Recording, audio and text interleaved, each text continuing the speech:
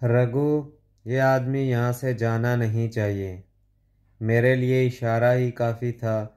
अभी वो आदमी 2-3 सीढ़ियाँ उतरा होगा कि मैंने पीछे से उसे जा लिया और गर्दन पकड़ ली। वो झंझला कर बोला, छोड़ दे मुझे बदमाश। लेकिन फिर इसकी आवाज़ नहीं निकली। मैंने मुंह पर हाथ रखा और दूसरा हाथ का मुक्का उसकी कनपट्टी पर रसीद किया। वो तड़पा, मगर क्या रघु के पंजे से निकल सकता था। दूसरा मुक्का खाते ही बेहोश हो गया।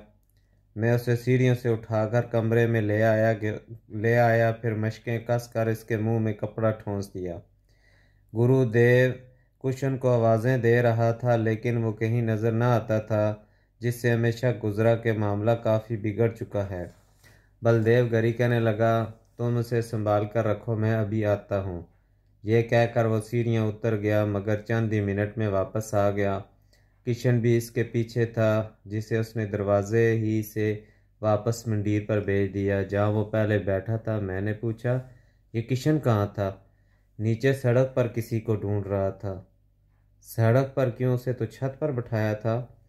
वो कहता है अभी थोड़ी देर पहले नीचे सड़क से किसी ने इसका नाम लेकर आवाज़ दी और फौरन नीचे बुलाया था। वो समझा शायद उसका कोई मिलने वाला आ गया है। चूँकि मैंने इस जगह मिलना जुलना बंद कर दिया था, इसलिए किशन फ़ौरन सीढ़ियों का दरवाज़ा खोलकर सड़क पर चला गया। मेरा ख्याल है आवाज़ देने वाला यही था, जो शायद सीढ़ियों के दरवाजे में कहीं दुबक गया था, और जब किशन बाहर निकल गया तो ये चोरों की तरह ऊपर चढ़ आया। ये कहानी सुनकर मैं हैरान रह गया। फिर कैदी की तरफ देखकर बोला, ये अपने आप को बड़ा होशियार समझता था, मगर अब इसका क्या करना है? इसे होश आए तो पूछ कुछ करेंगे। इसे किसने भेजा था? ये कौन है? 4-5 मिनट के बाद मैं उसे होश में ले आया। वो खौफज़दा ज़रूर था, मगर मुझे देखते ही चिल्लाने लगा, तुम शायद बच जाओ क्योंकि सिख हो, पर गुरुदेव नहीं बचेंगे। मैं जाकर सब कुछ बता दूंगा। मैंने उसे उल्टे हाथ का एक चांटा दिया तो उसके खून से मुंह से खून बहने लगा। उसने चिल्लाने की कोशिश की, मगर कपड़ा उसके मुंह में चला गया। पूछ कुछ करने के बाद सिर्फ इसी कदर मालूम हो सका कि वो लोहारी मंडी का एक सनातन धर्मी हिंदू था। नाम राधे है, और शालमी दरवाजे के अंदर कहीं पान सिगरेट की छोटी सी दुकान करता था। उसे शीला के पिता ने गुरुदेव की निगरानी पर लगाया था। अगर यहाँ से बच कर निकल जाता तो सीधा इसी के पास जाता, फिर न जाने क्या तमाशा होता। इतना कुछ जान लेने के बाद गुरुदेव ने कहा, रघु, ये आदमी खतरनाक है। अब तो उसने टंकी भी देखी और मुझे भी तुम्हारे साथ शराब पीते देख लिया। अगर यहाँ से इसकी जान छूट गई तो ये बदमाश ज़रूर मुझे फंसाने की कोशिश करेगा और मेरे खिलाफ बयान देगा। हाँ, ये बदला तो ज़रूर लेगा। अचानक मेरे अंदर सोया हुआ रघु फिर जाग उठा। मैंने कहा, मैं इसे ख़त्म ही क्यों न कर दूँ? कर दो, नहीं तो मैं ख़त्म हो जाऊँगा। फिर मैंने उसका गला दबाया। उसके डेले बाहर निकल आए। तीसरे चौथे मिनट के बाद उसका मुर्दा जिस्म मेरे बाजुओं पर झूल गया। मैंने उसे परे फेंक दिया। मेरे लिए ये कोई नया काम नहीं था, मगर मैं बलदेव गरी को देखकर दंग रह गया। उसके चेहरे पर ज़रा परेशानी न थी। वो बड़े इत्मीनान से उठा और बाहर निकल गया। फिर थोड़ी देर के बाद एक बोरी ले आया। लो, इसमें बंद कर दो। मैंने किशन को भेज दिया है, वो कोई टांगा ले आए। फिर 9 बजे हैं, अभी 9 बजे हैं, इसे ठिकाने भी लगाओ। मैंने राधे की लाश बोरी में बंद की और अकेला ही बोरी उठाकर नीचे आ गया। किशन तांगा ले आया था। गुरुदेव आगे बैठा। मैंने लाश पीछे रखी और खुद भी पिछली सीट पर बैठ गया। तांगा धर्मपुरे की तरफ चल पड़ा। गुरुदेव ने किशन को हिदायत कर दी थी वो टंकी साफ कर दे और सामान उठाकर चला जाए। धर्मपुरा की नहर पर हमने टांगा छोड़ दिया और बोरी उठाकर नहर की पटड़ी पर उत्तर की तरफ थोड़ी देर चले, फिर अंधेरे में बोरी नहर में बहा दी। ये सब कुछ बड़े इत्मीनान से हुआ और किसी को हम पर शुबा न हो सका। वापसी पर नया तांगा लिया और स्टेशन पर आ गए। गुरुदेव ने कहा, 11 बजे गाड़ी लालपुर जाती है, तो इसी गाड़ी से चला जा। मैंने भी यही मुनासिब समझा। जब रुखसत हुआ तो गुरुदेव बोला, रघु, तूने देख लिया, अब मेरी किस तरह देखभाल होने लगी है। खैर खबर लेते रहना। मैंने उसे विश्वास दिलाया कि बहुत जल्द लौट आऊँगा और स्टेशन पर आ गया। गाड़ी तैयार खड़ी थी। मैं इस पर सवार हुआ। गाड़ी रवाना हुई तो बदनसीब राधे याद आ गया, जिसकी बोरी में बंद लाश नहर में बहा दी गई थी। मैंने सोचा 2-3 दिन में शायद लाश मिल जाए, मगर इसकी शनाख्त न हो सकेगी। मैंने उसका हुलिया बिल्कुल बिगाड़ दिया था, उसकी शनाख्त बिल्कुल ख़त्म कर दी थी। तकरीबन 3 साल के बाद मैंने खून किया और राधे की जान ली थी। ये खून गुरुदेव की खातिर किया था। अगर ऐसा न करता तो दूसरे ही दिन वो खुद हवालात में होता। लालपुर की तरफ सफ़र करते हुए मेरा आधा दिमाग गुरुदेव की तरफ था और आधा दिमाग अपने यार सुल्ताने की तरफ। मगर बलदेव गरी ने कहा था कि अभी इन प्रेमियों पर एक और कष्ट समय आने वाला है। मैं हैरान था, अब कष्ट समय क्या आएगा। जब मैंने मलक अल्लाह जवाया के डेरे पर पहुंचा तो सब लोग बड़े खुश हुए और सुल्ताने के ब्याह की तैयारियां हो रही थीं। सुल्ताना मुझसे मिलकर बड़ा खुश हुआ कि मैंने इसके लिए बड़ा काम किया और नामुमकिन को मुमकिन कर दिखाया। मैंने कहा, सब वह गुरु की कृपा से हुआ, मैं भला क्या कर सकता था। सुल्ताने की कहानी बयान करते करते रघु अचानक खामोश हो गया। फिर थोड़ी देर के बाद खुद ही कहने लगा, चौधरी जी, मलक अल्लाह जवाया ने अपने लेपालक पुत्र सुल्ताने के लिए जो कुछ किया वो गालिबन उसका सका बाप भी न कर सकता। आप सोचते होंगे मलक अल्लाह जवाया बड़ी धूमधाम से जंज लेकर गया और लाडो रानी को ब्याह कर ले आया होगा और मलक के डेरे पर कई रोज़ तक ब्याह का हंगामा रहा होगा। अगर बात इसी तरह ख़त्म हो जाती तो किसी का कुछ न बिगड़ता, मगर होनी तो हो के रहती है।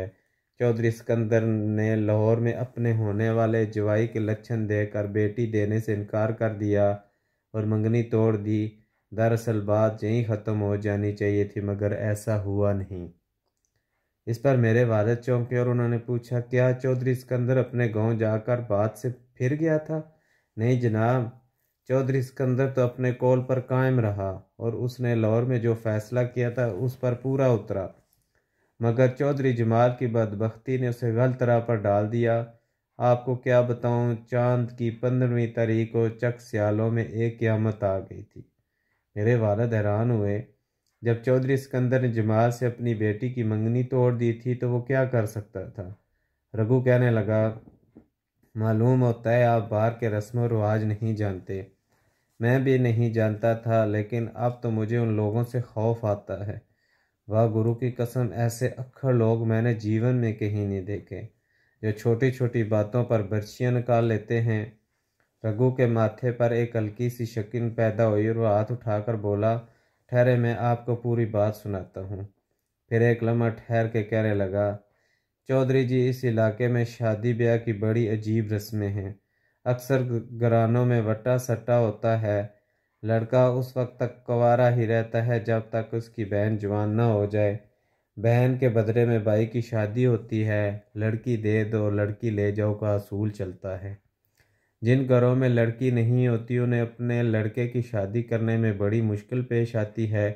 वो समझते हैं वट्टा सट्टा की शादियों में लड़कियां अच्छी रहती हैं। अगर कोई मर्द अपनी बीवी को तंग करे या मारे पीटे तो उसे ख़तरा होता है कि यही सलूक उसकी बहन के साथ भी किया जाएगा, जो बदले में दूसरे घर ब्याई गई है। अगर कोई आदमी अपनी बीवी को किसी वजह से तलाक दे दे और छोड़ दे तो उसका बेनोई बहन का बदला लेने के लिए अपनी बीवी को छोड़ देगा। लेकिन रघु, चौधरी सिकंदर ने तो वटा सटा नहीं किया था। तुम कहते थे राबिया इसकी इकलौती लड़की थी। हाँ, ये बात ठीक है, लेकिन चौधरी सिकंदर का एक भांजा नूर अहमद चौधरी जमाल की फूफी की लड़की जैनब से ब्याया हुआ था और उनकी शादी को 5-6 साल हो चुके थे। जब चौधरी सिकंदर ने मंगनी तोड़ दी और जमाल को रिश्ता देने से इनकार कर दिया तो इसकी फूफी को बड़ा दुख हुआ और बरादरी ने मिलकर फैसला किया, तुम भी चौधरी सिकंदर के ख़ानदान से रिश्ता तोड़ लो और अपनी लड़की को घर बैठा लो। वो दोनों मियाँ बीवी बड़े मज़े में अपना जीवन गुजार रहे थे और उनके यहाँ 2 छोटे छोटे बच्चे भी हैं। बरादरी ने कहा, लड़की को घर बैठाओ और दोनों बच्चों को बाप के हवाले करो। जब उसे बच्चे पालना पड़ेंगे तो होश ठिकाने आ जाएगा और चौधरी सिकंदर को भी पता चल जाएगा कि उसने मंगनी तोड़कर अपने भांजे का घर बर्बाद किया है। यह तो बड़ी अजीब बात सुनाई तुमने। मैं वाकई बाहर की रस्मों से वाकिफ़ नहीं था। तो क्या जमाल की फूफी ने अपनी लड़की को घर बैठा लिया? सुने तो सही, बड़ा खौफनाक किस्सा है। फिर रघु ने बकिया कहानी यूं शुरू की। मैं आपको बता चुका हूँ। चौधरी जमाल बड़े बाप का बेटा था और अपने कारोबार का खुद कार मुख्तियार। माँ बाप का एक ही लड़का था और लाड प्यार ने उसकी आदतें बिगाड़ दी थी। उसने 10वीं जमात तो जंग मगियाना ही में पास कर ली थी। फिर बाप ने लाहौर के गवर्नमेंट कॉलेज में दाखिल करा दिया। लाहौर में बुरे लोगों की सोबत ने उसे बिगाड़ दिया। वो हर दिन किसी न किसी सिनेमा में घुसा रहता और खेल तमाशे देखता था। आप सियाने आदमी हैं, जिस लड़के को पढ़ाई के ज़माने में सिनेमे का चस्का पड़ जाए वो तालीम हासिल नहीं कर सकता। फिर किसी आदमी ने उसके जहन में ये बात डाल दी कि फ़िल्म अगर खुद बनाई जाए तो लाखों रुपए का मुनाफा होता है। बाप तो लाहौर में पढ़ाई का खर्चा भेजता रहा, लेकिन लड़का सारा रुपया खेल तमाशों में उड़ा देता। फिर उसे खुद फिल्म बनाने का शौक़ चुराया। इस शौक़ की असल वजह यह थी कि फिल्म लाइन में सुंदर से सुंदर लड़कियां मिलती थीं। जब किसी आदमी के बुरे दिन आते हैं तो उसे इस किस्म के शौक़ लग जाते हैं। इस सोबत में बैठकर उसके मुंह को अमृत जल भी लग गया और उसने रही सही कसर पूरी कर दी। चौधरी जी, अमृत जल तो मैं भी पीता हूँ, लेकिन वह गुरु की सुगंध खाकर कहता हूँ। मैंने 30 साल तक की उम्र तक शराब को हाथ भी नहीं लगाया था। अब तो यह मेरे जीवन का साथी बन चुका। मगर जो लड़के पढ़ाई के ज़माने में शराब पीना शुरू कर देते हैं उनका सत्यानाश हो जाता है। पहली बात तो यह है कि शराब 30 या 35 साल से कम उम्र के जवानों के फेफड़े गाल देती है और इसकी उम्र आधी रह जाती है। जमाल तो इस वक्त बड़ी मुश्किल से 17-18 साल का होगा। इस उम्र में जो लड़का शराब पीने लग जाता है वो ज़्यादा देर नहीं जीता। जनाब, मैंने सुना है अकबर बादशाह के 2 लड़के शराब की वजह से ऐन जवानी में मर गए थे, जिस पर बादशाह ने अपने बड़े लड़के शहजादा सलीम की शराब पर पाबंदी लगा दी और नौकरों को हुक्म दिया था जो आदमी शहजादे को महल के अंदर शराब ला कर देगा उसे फांसी दे दी जाएगी। लेकिन ये शराब ऐसी कुत्ती चीज़ है, एक मर्तबा जिसके मुंह को लग जाए फिर इसका पीछा मुश्किल से छोड़ती है। मेरे वालिद कहने लगे, रघु तुझे तारीख भी आती है और तू ये भी जानता है कि शराब बहुत बुरी चीज़ है, फिर क्यों पीता है। रघु ने बुरा सा मुंह बनाया और बोला, क्या करूं चौधरी जी, समझते बूझते हुए पीता हूँ और अब ये रोग जीवन बन गया है। हालांकि इस अमृत जल के हाथों मुझे कई बार जलील होना पड़ता है। रघु कहीं ख्यालों में खो गया था। वालिद ने इस मसले पर ज़्यादा जोर देना मुनासिब न समझा और कहा, हाथ तो मुझे चौधरी जमाल की कहानी सुना रहा था। रघु ने एक जुरजुरी सी ली और कहने लगा, चौधरी जमाल बाप की ज़िंदगी में 2.5-3 साल लाहौर में आवारी गर्दी करता और हर साल फेल होता रहा। बाप मर गया तो उसका जुग्गा बिल्कुल चौड़ हो गया और उसने चंद लफंगे यार दोस्तों के साथ मिलकर फिल्म कंपनी खोल ली।